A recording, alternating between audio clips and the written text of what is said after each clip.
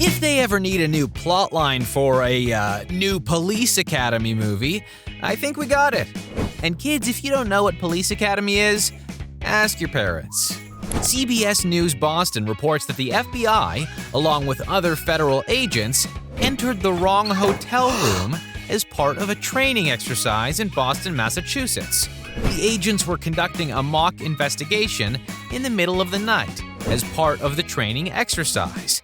They banged on the hotel room door, demanding to be let in. A Delta Airlines pilot who was a guest at the hotel was sleeping inside, woke up and opened the door. Agents barged in, handcuffed the man who was in his 30s, interrogated him for nearly an hour, and put him in the shower. Eventually, they took off the handcuffs, realized their mistake, and apologized. Hotel security was notified about the incident and contacted Boston police. EMS was called to evaluate the pilot, but he refused treatment. Sources say the agents were conducting a training operation and a mock interrogation for a Department of Defense deployment. Now, if the actual deployment goes as well as that training exercise did, it'll be a cakewalk for the bad guy.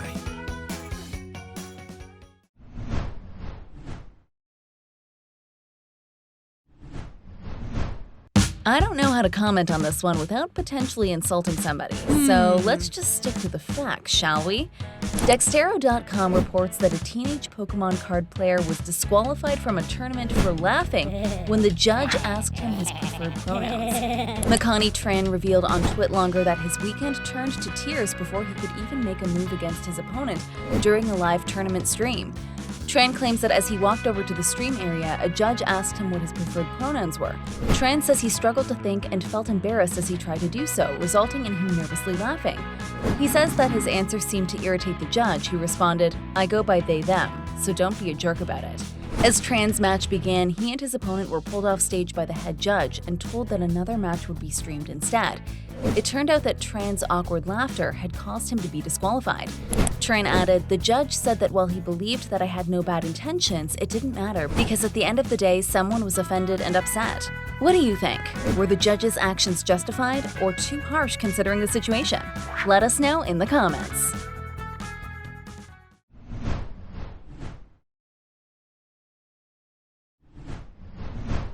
The best part is, they actually thought the agency wouldn't look. Sora News 24 reports that two 20-year-old men in Japan rented a car and then returned it to the rental agency. After they dropped the car off and left, though, they called the agency with an urgent message. They said they forgot something in the car and were coming to pick it up. Oh, and P.S. Don't you dare look at what's inside. So, what do you think happened next? Yeah, of course, the rental agency staff promptly went to check the car. Inside, they found a sealable pouch, and inside that, they found 15 bags of some sort of plant parts. Figuring the men wouldn't have said, "Don't you dare look at what's inside," if these were just, oregano packets, the rental agency contacted the police, telling them what they found. Although the two men had said they were on their way back to the rental office, the police still managed to get there first. Once the men arrived, the police asked them to come back to the station where an analysis was performed on the contents of the bags. Sure enough, they contained cannabis. And the following day, the two men were placed under arrest for possession with intent to sell. Let this be a lesson to you. Don't put illegal shit in a rental car. But if you do, don't leave it in the car when you return it. But then, if you do that, maybe don't tell the staff not to take a peek. All right?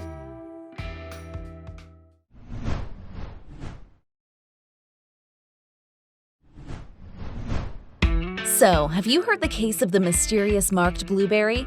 Well, even if you haven't, we're solving it for you anyway. A person posted a picture on Reddit showing blueberries that they purchased from the grocery store, with the letters ABS being imprinted on the actual blueberry. They questioned if each individual blueberry is being tracked all of a sudden.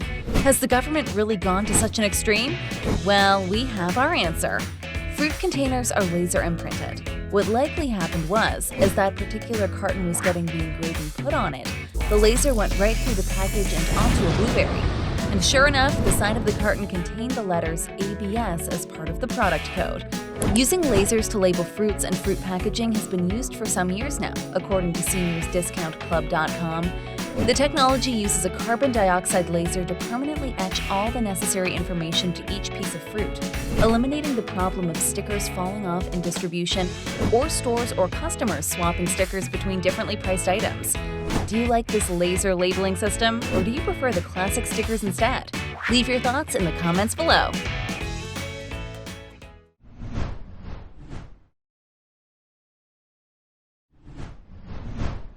Let's just read the headline and soak it all in, okay? A man was charged with impersonating police after trying to pull over an off-duty cop in Oakland County, Michigan. Yeah, there's that police thing, but also, who knew there was an Oakland in Michigan? Not me.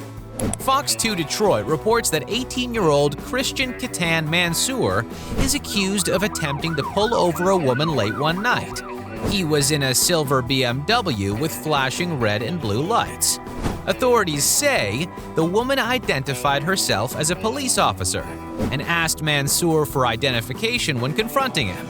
He claimed he was a Detroit police officer from the 12th Precinct. She asked him for identification, and he said he needed to retrieve it from his car, but instead drove away. The off-duty officer followed him to a mobile home park, but lost sight of his car. Deputies later found the car and Mansour, who was allegedly switching license plates from the BMW to another BMW he owned. He was arrested after a short foot chase. Mansour was charged with impersonating a public officer and released on a $5,000 personal bond. What was the end game, dude? Was this for another social media bit? You know? How about this for a TikTok challenge? Try not to do dumb shit. If you want to see all our videos about real news stories that are funny, stupid, or weird, click the subscribe button below. I mean, hey, my cat's gotta eat.